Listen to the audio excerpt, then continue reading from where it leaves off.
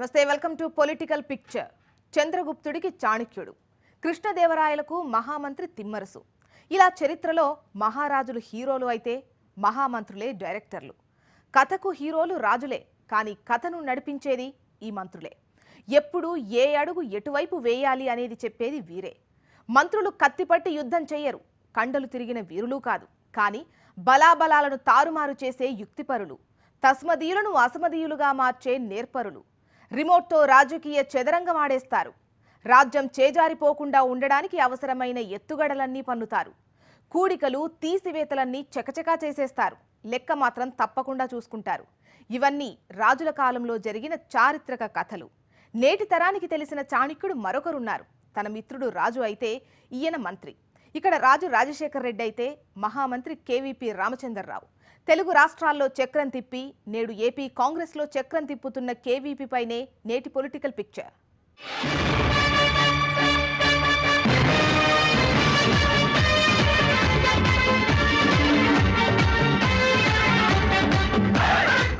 కొందరు ప్రసంగాలు చేస్తారు, మరికొందరు హడావిడి చేస్తారు, కానీ కొందరు పెద్దగా మాట్లాడరు. ఏ క్యారెక్టర్ ఎప్పుడు వచ్చి ఏం మాట్లాడి వెళ్లాలో వారే డిసైడ్ చేస్తారు. ఆదేశాలు ఇవ్వకుండానే అనుకున్నది అమలు చేయించేస్తారు. వారు రాసుకున్న స్క్రిప్ట్ను అవతలి వారికి తెలియకుండానే డైలాగులు పలికించేస్తూ కథ నడిపేస్తారు. ఆయన యాక్షన్ అనగానే స్టార్ట్ చేస్తారు. టేక్ ఓకే అనే వరకు సీన్ నడుస్తుంది. ఆయన ఓకే అన్నాక సీన్ ముగిసిపోతుంది. అంతా పక్కా స్కెడ్యూల్ ప్రకారం జరిగిపోతుంది. అందరి దగ్గర టీవీలున్న రిమోట్ మాత్రం ఈయన దగ్గరే ఉంటుంది.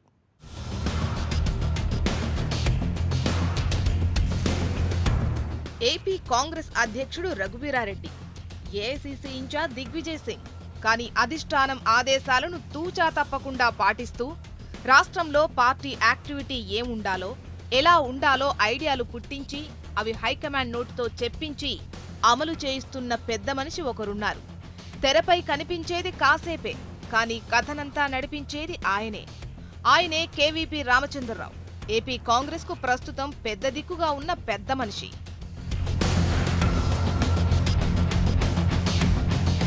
నోట్ల రద్దుపై మోడీ ప్రకటన చేశారు. దీనిపై కాంగ్రెస్ ఆందోళనకు దిగింది. కాంగ్రెస్ ఎందుకు వ్యతిరేకిస్తుంది, ఏం చెబుతుంది అనేది విజయవాడలో ఏపీ కాంగ్రెస్ నేతలు అంత క్లారిటీ ఇవ్వలేకపోయారు. రాహుల్జీ ఏం మాట్లాడితే అవే మాటలు చెప్పేశారు. ఢిల్లీలో ఆందోళన జరిగినప్పుడు మాత్రం కేవీపీ రామచంద్రరావు మీడియాకు తమ పార్టీ వైఖరి ఏంటో చెప్పుకొచ్చారు. ఏపీ కాంగ్రెస్ తరపున ఆయనే తెలుగు మీడియాకు వివరాలిచ్చారు.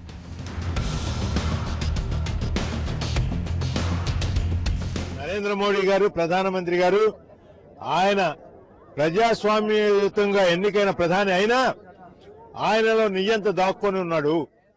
పూర్తి నియంత యొక్క మనస్థితిని కలిగి ఉన్న మనిషి ఆయనకి ప్రజాస్వామ్యం మీద ఏమాత్రం గౌరవం గాని, ప్రజల అభిప్రాయాలను ఏ విధంగానూ పరిగణలోకి తీసుకోవాలనే అభిప్రాయం గాని లేదు.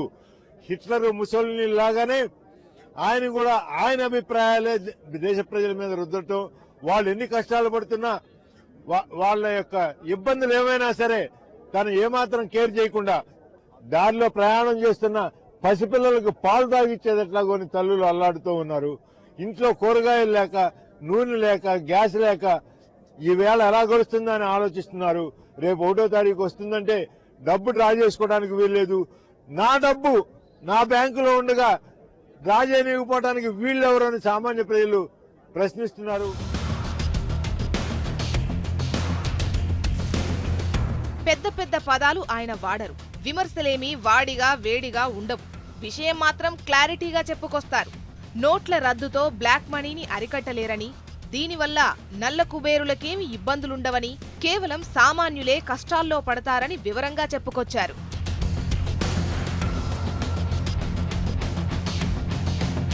నల్లధనం రద్దుకి మీరేదో వ్యతిరేకం అంటూ బీజేపీ వారికి సంబంధించిన ఆర్ఎస్ఎస్ సమర్థవంతంగా మీడియాలో ప్రవేశపెడుతున్న వాదన శుద్ధ అబద్ధం.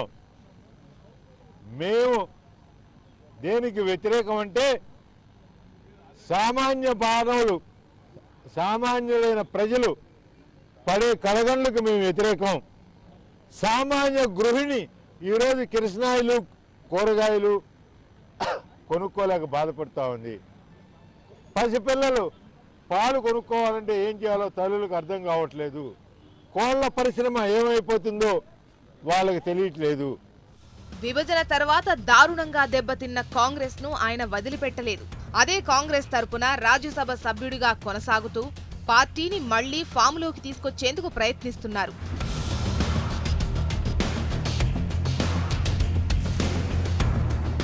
ప్రత్యేక హోదా సంగతి చాలా మంది మర్చిపోయారు. అది ఇప్పుడప్పుడే రాదని నాయకులు సైతం ఫిక్స్ అయిపోయారు. జనం కూడా దాని గురించి మాట్లాడడం లేదని అధికార పార్టీ నేతలు రిలాక్స్ అయిపోయారు. కమలనాథులు సైతం హోదా లేనట్టేనని కన్ను కొట్టి మరీ పార్లమెంట్లో చెప్పేశారు. ఇక అంతా అయిపోయింది అనుకుంటున్న టైంలో కేవీపీ తన ప్రైవేటు బిల్లుతో కాకపుట్టించారు. ప్రత్యేక హోదా సెంటిమెంట్ను తన సింపుల్ స్పీచ్తో రగిలించారు. ఆరిపోయింది అనుకున్న అగ్ని మళ్లీ రాజుకుంది.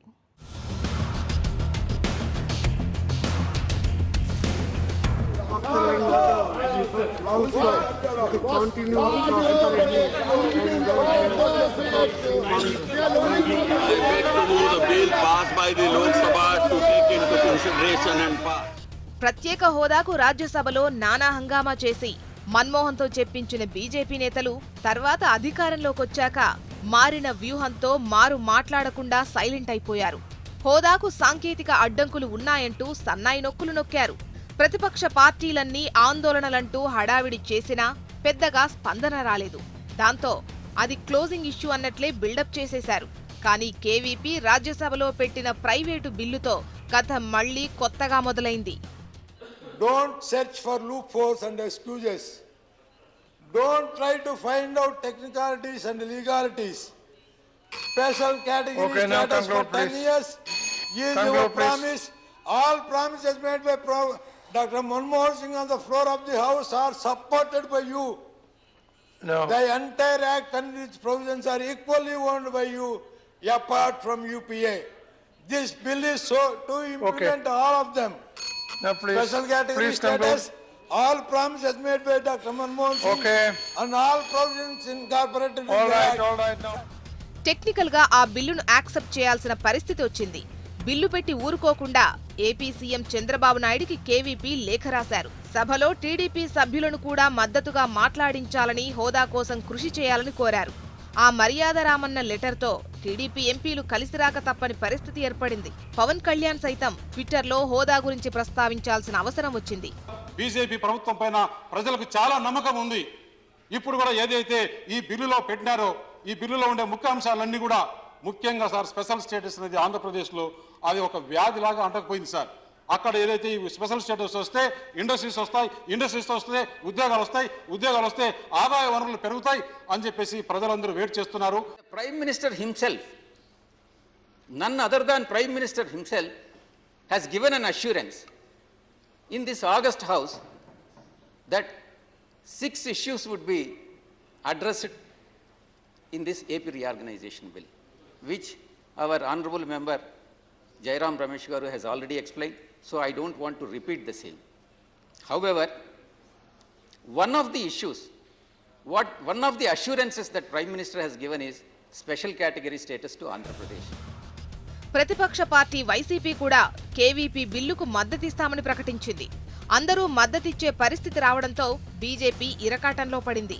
బిల్లును చర్చకు రానివ్వకుండా అడ్డుకునే ప్రయత్నం చేసింది. టెక్నికల్ అంశాలు సాకుగా చూపిస్తూ వాయిదా వేస్తూ వచ్చింది. దీనిపై కాంగ్రెస్ అధిష్టానం సీరియస్ గా కదిలేలా కేవీపీ పావులు కదిపారు. ఏకంగా కాంగ్రెస్ ఎంపీలందరికీ విప్ కూడా జారీ చేయించారు. అందరూ కలిసి సభ వ్యవహారాలను అడ్డుకున్నారు. చివరకు సభలో ప్రభుత్వం సమాధానం చెప్పాల్సిన పరిస్థితి వచ్చింది. అప్పుడు అడిగిన మాట వాస్తవమే అయినా ఇప్పుడు ఇవ్వటానికి చాలా సమస్యలున్నాయంటూ వెంకయ్య నాయుడు వివరణ ఇచ్చుకున్నారు. Act also specifically says within 10 years, whatever has been promised, whatever has been promised, sir, we will fulfill them. We will fulfill them. Whatever has been promised in the act, we will fulfill them in toto, in record time that we have done. No government so far has done this much to Andhra Pradesh in the history of Andhra Pradesh so far. All this, I can put it on, everything on record. If they think these are all useless, only one granting special status is going to solve all the problems, I am sorry, I am not going to agree with that. ఏపీకి అవసరమైన సాయమంతా చేస్తామని, పునర్విభజన చట్టంలో ఉన్నవన్నీ నెరవేరుస్తామని అరుణ్ జైట్లీ అంతా చదువుతూ చెప్పుకొచ్చారు. ఆ ఒక్కటి అడగొద్దన్న పద్ధతిలో హోదా మాత్రం కుదరదని పరోక్షంగా చెప్పారు. Most of the aspects that he mentions are expenditure coming out of the consolidated fund, which will have to be appropriated. Now, can that appropriation be done, introduced in the upper house? That's the principal question, and that's a dispute. ఈ ప్రసంగాలకు ముందే అఖిలపక్ష సమావేశాలు, కేవీపీతో సమావేశాలు నడిచాయి.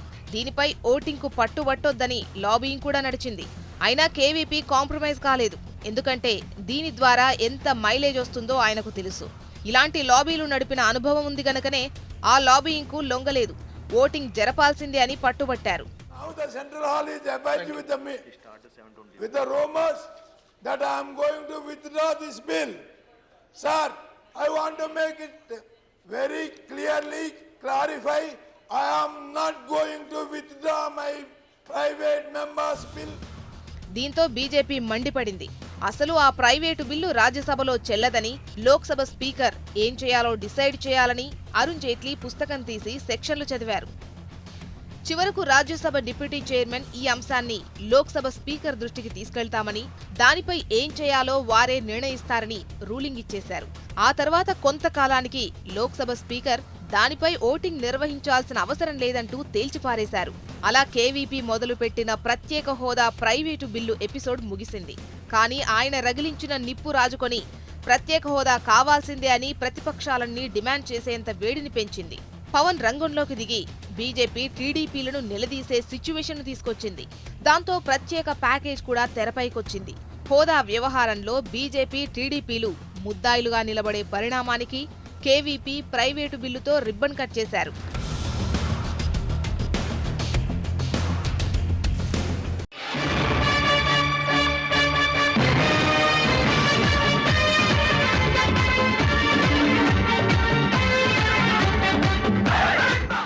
మోడీకి ప్రశాంత్ కిషోర్ వ్యూహకర్త, తర్వాత ఆయనే నితీష్ కుమార్కు, ఇప్పుడు రాహుల్ గాంధీకి వ్యూహకర్త. కానీ వైఎస్ రాజశేఖర్ రెడ్డికి ఆయన మిత్రుడే వ్యూహకర్త. ఆయన స్టూడెంట్గా ఉన్న దగ్గర నుంచి, ఆయన అధికారం కోసం ప్రయత్నాలు చేసిన దగ్గర నుంచి, చివరకు సీఎం అయి పాలన చేసేంత వరకు, అనుకోకుండా ప్రాణాలు ప్రమాదంలో పోయేంత వరకు కూడా తోడున్న స్నేహితుడే ఆయనకు అసలు సిసలు సలహాదారుడు. తన ఆత్మ ఆయనే అని వైఎస్ సైతం స్వయంగా బహిరంగంగా చెప్పుకునేంత మిత్రుడు కేవీపీ రామచంద్రరావు. ఎన్ని విమర్శలొచ్చినా, రాజ్యాంగేతర శక్తి అంటూ ఆరోపణలొచ్చినా కడవరకు కలిసే పయనించారు ఈ ఇద్దరు మిత్రులు.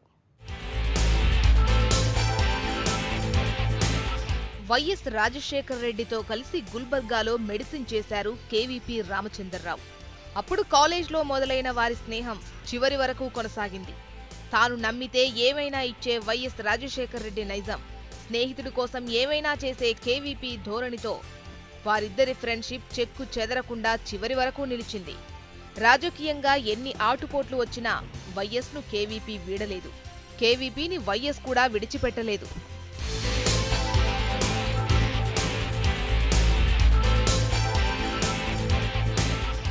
(2004) వైఎస్ సీఎం అయ్యాకే కేవీపీ తెరపైకొచ్చారు. అప్పటి వరకు ఆయన సామాన్య ప్రజలకు అంతగా తెలీదు. కేవలం పొలిటికల్ సర్కిల్లో కొంతమందికి మాత్రమే తెలుసు. రాజశేఖర్ రెడ్డి సీఎం అయ్యాక కేవీపీ పాత్ర పెరిగింది. వ్యవహారాలన్నీ చక్కబెట్టే బాధ్యత ఆయనే తీసుకున్నారు. 2004 ఎన్నికలకు ముందే ఎమ్మెల్యే టికెట్ల వ్యవహారంలో సైతం తన ప్రభావాన్ని కేవీపీ చూపించారని చెబుతుంటారు. అందుకే అధికారంలోకొచ్చాక మంత్రులు, ఇతర ఎమ్మెల్యేలపై కేవీపీకి గ్రిప్ ఉండేదని అంటుంటారు.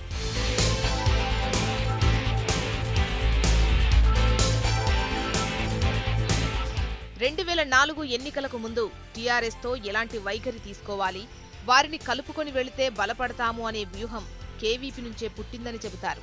కేవీపీ, వైఎస్ల సంయుక్త వ్యూహం ప్రకారమే గులాబీ పార్టీతో అగ్రిమెంట్, ఆపై పొత్తు కుదిరాయని టాక్. ఆ వ్యూహం 2004 ఎన్నికల ఫలితాలపై ఎలాంటి ప్రభావం చూపించిందో అందరికీ తెలిసిందే. తర్వాత వారిని క్యాబినెట్లోకి చేర్చుకోవడం కూడా ఆ వ్యూహంలో భాగమే అని చెబుతారు.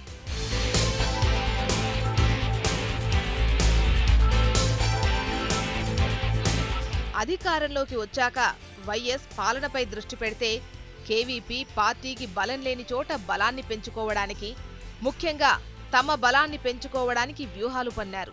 స్థానిక సంస్థల ఎన్నికల్లో సైతం చొరబడి జిల్లాల్లో ఇతర పార్టీల నేతలను తమ వైపు తిప్పుకోవడం, బలాబలాల లెక్కలను తారుమారు చేయడం, చివరకు పదవి తమ మనిషికే దక్కేలా చేసుకోవడం లేదా పదవి దక్కే మనిషినే తమవారిగా మార్చుకోవడం, ఇలా ఎత్తులు పై ఎత్తులు వేస్తూ కేవీపీ కింది స్థాయి వరకు దూసుకుపోయారు.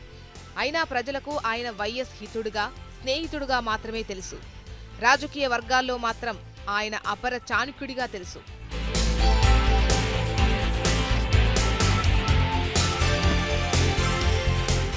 టీఆర్ఎస్ కాంగ్రెస్తో విభేదించి కేబినెట్ నుంచి బయటకు వెళ్లడం, రాజీనామాలు చేసి ఉప ఎన్నికలకు వెళ్లడం వంటి పరిణామాలు జరిగినప్పుడు ఆయా ఎమ్మెల్యేలను లాగేయటం, టీఆర్ఎస్ను వీక్ చేయడంలో కేవీపీ వ్యూహమే ప్రధానమని చెబుతారు. అప్పట్లో కేసీఆర్ సైతం కేవీపీపై నేరుగా మండిపడ్డారు. నేను బేతాల మాంత్రికుడని పేరు పెట్టిన కేవీపీ రామచంద్రరావే దానికి సూత్రధారి పాత్రధారి. మాకు అన్ని విషయాలు తెలుసు, ఇవాళ చరిత్ర ఏందో తెలుసు. టీపీసీసీ తెలంగాణ ప్రదేశ్ కాంగ్రెస్ కమిటీని ఆడిచ్చేది, నడిపించేది, చిప్పల 4 పైసలేసేది కేవీపీ రామచంద్రరావే. తెలంగాణ అయినాక కూడా ఆంధ్ర నాయకుల దగ్గర బిచ్చమెత్తుకుని పదవులు తెచ్చుకునేవాళ్ళు. ప్రజారాజ్యం పార్టీ తెరపైకొచ్చాక కేవీపీ తన వ్యూహాలకు పదును పెట్టాల్సిన పరిస్థితి వచ్చింది.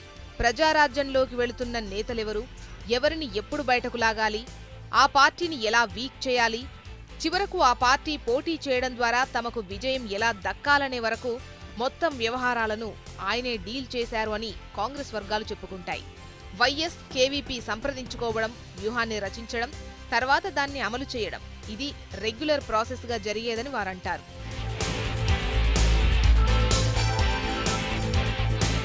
(2009) ఎన్నికలొచ్చేసరికి ఎమ్మెల్యే టికెట్ల నిర్ణయంపై అధిష్టానం సైతం వైఎస్కే వదిలేసింది.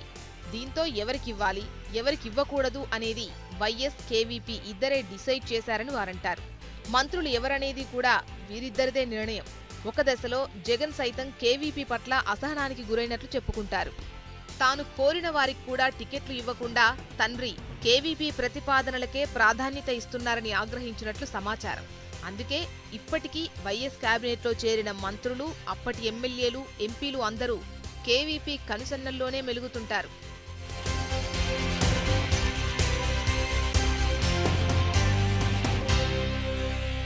2009 సెప్టెంబర్ నెలలో మిత్రుడి మరణం ఆశనిపాతంలా తగిలింది. ముందే రచించుకున్న రాజకీయ వ్యూహాలన్నీ తలకిందులైపోయాయి. అయినా కుంగిపోలేదు, ఎత్తుగడలను మార్చుకోలేదు. మొదట మిత్రుని కుమారుడికే పట్టాభిషేకం చేయాలని ప్రయత్నం చేశారు.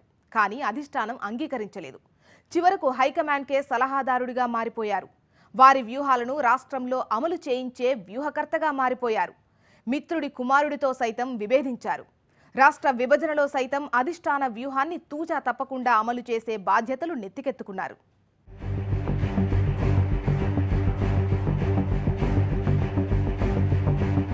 అనుకోకుండా జరిగిన ప్రమాదంలో వైఎస్ రాజశేఖర్ రెడ్డి చనిపోవడంతో ఒక్కసారిగా అందరూ అవాక్కయ్యారు. భవిష్యత్ ఏమిటనే టెన్షన్ ప్రతి ఒక్కరిలోనూ కనపడింది. అప్పటికే తెర వెనుక కేవీపీతో పాటు ధీటుగా, పోటీగా వ్యవహారాలు చక్కబెడుతున్న జగన్ను సీఎం చేయాలని అందరూ భావించారు. అందులో భాగంగా కేవీపీయే సంతకాల సేకరణ మొదలెట్టించారని కూడా ఆరోపిస్తుంటారు. స్థానిక కాంగ్రెస్ నేతలంతా తలలూపడంతో జగన్ సీఎం అయిపోయినట్లే అని భావించారు. కానీ హైకమాండ్ అడ్డుపడ్డంతో కథ అడ్డం తిరిగింది.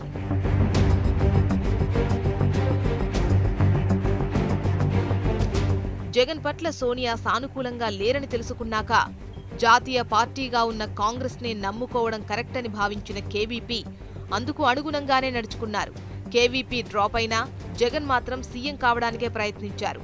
హైకమాండ్కు ఎదురు తిరిగారు. ఇది కరెక్ట్ కాదని చెప్పిన కేవీపీని సైతం దూరం పెట్టేశారు. మొదట చాలా మంది కాంగ్రెస్ ఎమ్మెల్యేలు జగన్ దిశగా ఊగినప్పటికీ కేవీపీ మంత్రాంగంతో వారంతా సైలెంట్ అయిపోయారు.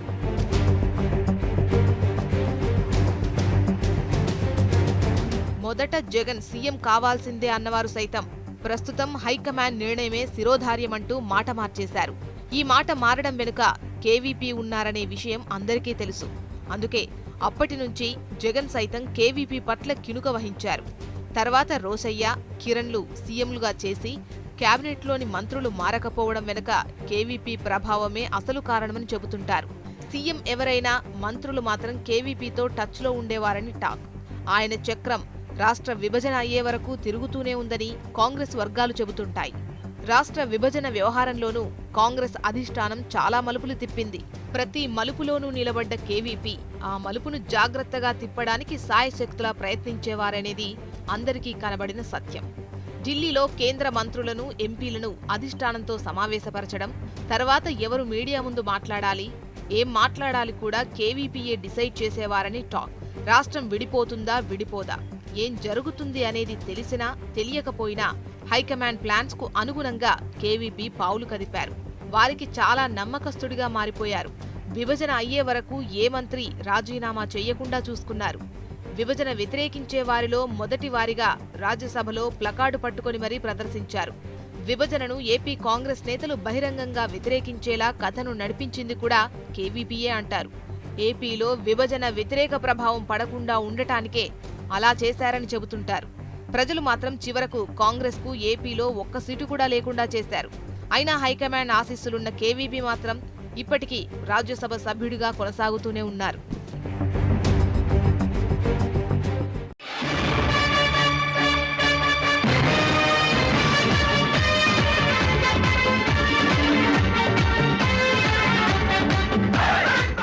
జలయజ్ఞం కాంట్రాక్టులు మొదలుకొని భూముల కేటాయింపులు, గనుల కేటాయింపులు ఒక్కటేమిటి, రాష్ట్రమంతా జరిగిన వ్యవహారాలపై ఆరోపణలు గుప్పుమన్నాయి.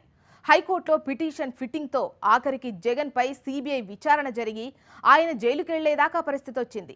వైఎస్ ప్రతి నిర్ణయంలోనూ ప్రభావం చూపించి ప్రతి అడుగులోనూ కలిసి అడుగేసిన కేవీపీకి మాత్రం ఎక్కడా మట్టంటుకోలేదు. ఏ కేసులోనూ ఆయన పేరు లేదు. ఇదే అందరినీ ఆశ్చర్యపరిచే పరిణామం.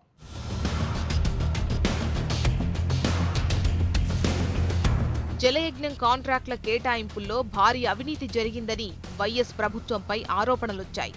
అలాగే అనేక చోట్ల భూముల కేటాయింపుల్లోనూ క్విట్ ప్రోకో జరిగిందనే ఆరోపణలు వచ్చాయి. వీటిపై కాంగ్రెస్ నేత శంకర్ రావే పిటిషన్ వేయడం, హైకోర్టు సీబీఐ విచారణకు ఆదేశించడం జరిగింది.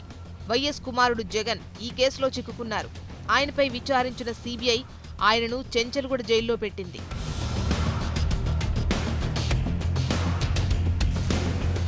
అయితే ఎక్కడా కేవీపీ పేరు మాత్రం వినపడలేదు. కాంట్రాక్టులు ఇప్పించడంలో ఆయనే కీలక పాత్ర నిర్వహించారని, అయినా ఆయన పేరు లేకపోవడానికి హైకమాండ్ ఆశీస్సులే కారణమని చెప్పుకుంటారు. పైగా కేవీపీ ఎక్కడా తనకు మట్టంటకుండా జాగ్రత్త పడ్డారని కూడా అంటుంటారు.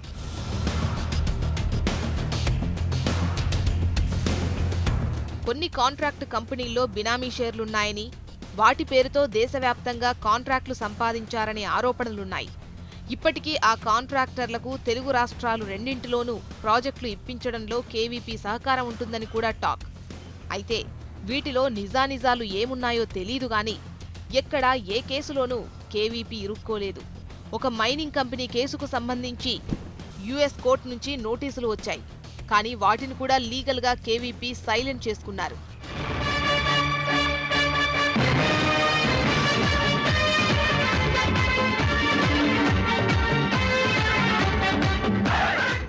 కాంగ్రెస్ జాతీయ పార్టీ. అది ఎప్పటికైనా మళ్లీ లేచి నిలబడగలిగే పార్టీయే. పరిస్థితులు అనుకూలంగా లేనప్పుడు సైలెంట్ అవ్వడం, ప్రత్యర్థి బలహీనపడగానే మళ్లీ రెచ్చిపోవడం రాజకీయాల్లో కామన్. అందుకే ఏపీలో పడిపోయిన కాంగ్రెస్ లేవడానికి టైం పడుతుందని తెలిసినా ఓపికగా ఎదురు చూసే ధోరణిలో కేవీపీ ఉన్నారు. ప్రస్తుతం ఉన్న పరిస్థితుల్లో ఉన్నంత మేరకు వ్యవహారం నడిపించడానికి ప్రయత్నిస్తున్నారు. ఇప్పటి వరకు తెర వెనుకే ఉన్న కేవీపీ ఇప్పుడు తెరపై ప్రత్యక్షమవుతూ ప్రత్యక్షంగా తన పాత్రను చూపిస్తూ ఇమేజ్ పెంచుకునే ప్రయత్నంలో ఉన్నారు. అధికారంలో ఉన్నప్పుడు తెర వెనక పాత్రే, కానీ అధికారం పోయాక, పార్టీ బలహీనపడ్డాక నేరుగా రంగంలోకి దిగారు. పార్టీ ఎప్పుడు ఏ వ్యూహం అనుసరించాలి, ఎలాంటి ఆందోళనలు నిర్వహించాలి అనేది హైకమాండ్ సంప్రదింపులతో డైరెక్షన్ ఇస్తూ ఏపీ కాంగ్రెస్ యాక్టివిటీపై ప్రభావం చూపిస్తున్నారు. గతంలో మీడియాతో ఎన్నడూ మాట్లాడని కేవీపీ ఇప్పుడు రెగ్యులర్గా మీడియా ముందుకొస్తున్నారు. ప్రధానమంత్రి గారు రాజ్యసభలో ఇచ్చిన హామీలన్నీ అమలు అయ్యే వరకు ఈ ఉద్యమం ఇట్లా జరుగుతుందని మీ అందరి యొక్క సహాయ సహకారాలు మాకు ఉంటాయని పూర్తిగా విశ్వసిస్తున్నాను. వైసీపీలో ప్రస్తుతం ఉన్న నేతలు సైతం కేవీపీతో సాన్నిహిత్యంగా ఉన్నవారే. అందుకే వారితోనూ టచ్ మెయింటైన్ చేస్తూ భవిష్యత్తు అవసరాలకు పునాదులు వేసుకుంటున్నారు. పవన్ ఎంట్రీతో మళ్లీ మారుతున్న రాజకీయాలకు అనుగుణంగా సమీకరణాలు మార్చేందుకు ప్రయత్నిస్తున్నారు. ఎన్నికల సమయానికి కాంగ్రెస్ వైసీపీ రెండూ జతకట్టేలా వ్యూహం పన్నుతున్నారు. ఇప్పుడు మాత్రం ఏ పరిణామం జరిగినా కాంగ్రెస్ ఎలాంటి ఆందోళన కార్యక్రమం చేపట్టినా అందులో కేవీపీ కనబడాల్సిందే. అంతగా ఆయన యాక్టివ్ అయిపోయారు. మిత్రుడికి హితుడిగా సన్నిహితుడిగా సక్సెస్ అయ్యారు. ఇప్పుడు పార్టీ హైకమాండ్కే మిత్రుడిగా అవతారమెత్తారు. వారు కనుసన్నల్లో ఉంటూనే రాష్ట్ర పార్టీని తన కనుసన్నల్లో నడిపించే పనిలో ఉన్నారు. 2019 ఎన్నికల నాటికి తన చాణక్య ఎత్తుగడలను మళ్లీ ప్రదర్శించడానికి సిద్ధమైపోతున్నారు. బలాబలాలను ఇప్పట్నుంచే మార్చుకుంటూ అప్పటికి బలమైన శక్తిగా అవతరించడానికి ప్రయత్నిస్తున్నారు. ఇది వాటి పొలిటికల్ పిక్చర్. చూస్తూనే ఉండండి HM TV.